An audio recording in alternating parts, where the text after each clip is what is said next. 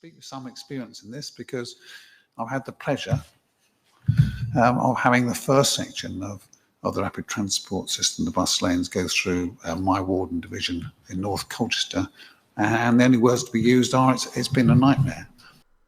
Well done for speaking the truth, Councillor King. It's definitely been a nightmare since the roadwork started for the rapid transit corridor in North Colchester last year. The Essex Highways road sign showing the completion date of spring 2024 has been shoved in the bushes and replaced by a sign with a completion date now of spring 2025. That's not far away, so let's wait and see if the Essex Highways have packed up and gone by then. The nightmare comment was made by Councillor King on the 5th of September at a Garden Community Joint Committee meeting held at Colchester Rugby Club.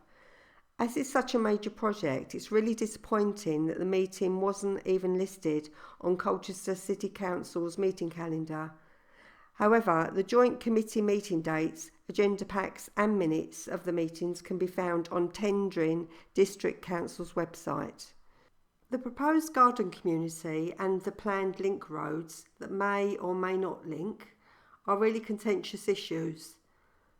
The full joint committee meetings can be viewed on the Tendring District Council's YouTube channel, but right now we are focusing on the rapid transit service.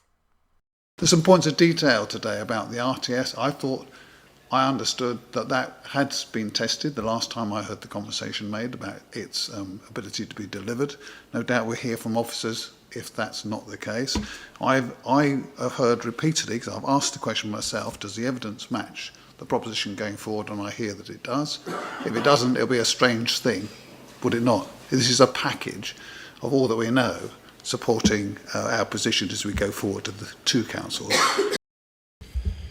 So on the RTS point, obviously it's being delivered in phases. We've tendered and are delivering phase A. As was discussed a few weeks ago, the tender responses were positive. Of course, the costs of RTS are, there is a degree of risk built in, a degree of inflation built in, but obviously we will go out to tender for phase B and phase C. And at the moment, we have every confidence that the scheme is deliverable. But as of course, you would expect, because we have to be prudent in our comments, that until tenders come back, of course, we have to withhold judgment overall. But at the moment, we're confident that the scheme absolutely can be delivered as defined.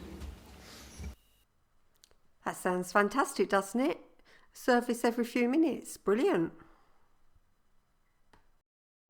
And I think one of the things that we haven't done enough of, and we need to communicate better, is the service on the RTS in terms of not just the infrastructure, but the aspirations around the quality of service. And I think that's really important, because at the moment too much of the thinking is around the bus lanes and etc. But we need to talk about the good quality vehicles, the high frequencies, and the realistic alternative to the car, which is what we're trying to deliver.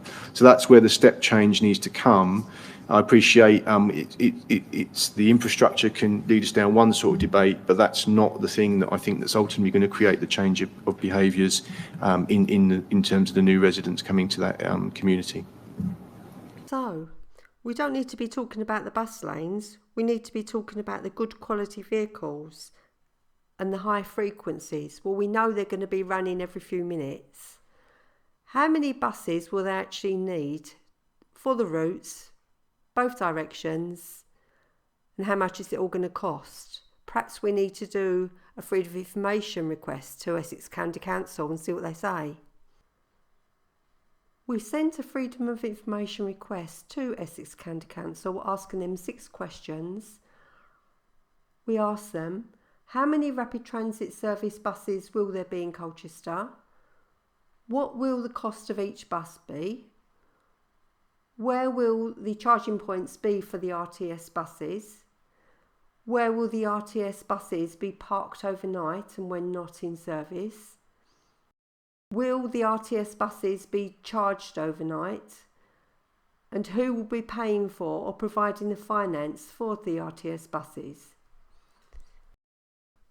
We received a response from Essex County Council dated the 20th of November 2024.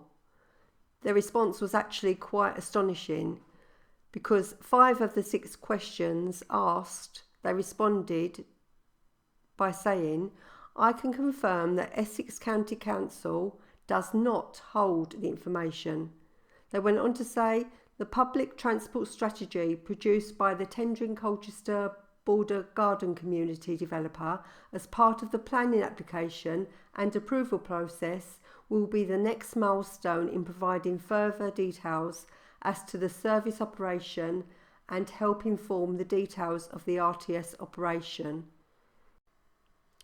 Question 3 asked who will be paying or providing the finance for the RTS buses, and the response received from Essex County Council was, I can confirm that Essex County Council does hold this information.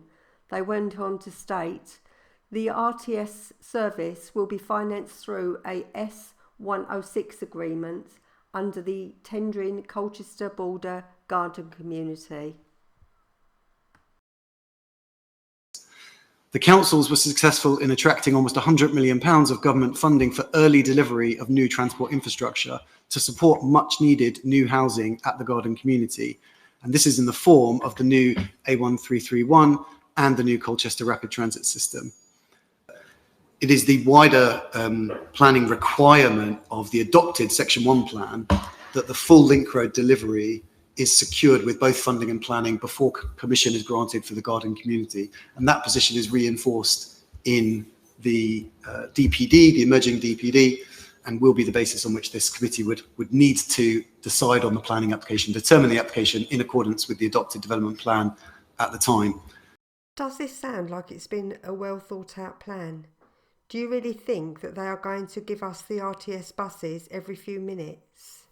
They talk about good quality vehicles and high frequencies, but provide no evidence to back up these comments.